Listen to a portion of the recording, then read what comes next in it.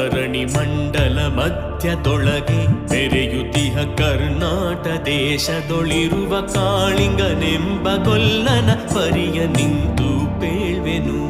ಧರಣಿ ಮಂಡಲ ಮಧ್ಯದೊಳಗೆ ಬೆರೆಯುತಿಹ ಕರ್ನಾಟ ದೇಶದೊಳಿರುವ ಕಾಳಿಂಗನೆಂಬ ಗೊಲ್ಲನ ಪರಿಯ ನಿಂತು ಪೇಳ್ವೆನು.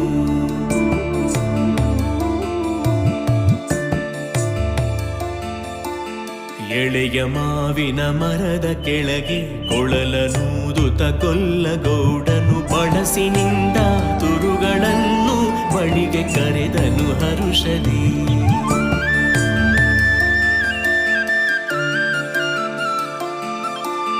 ಎಳೆಯ ಮಾವಿನ ಮರ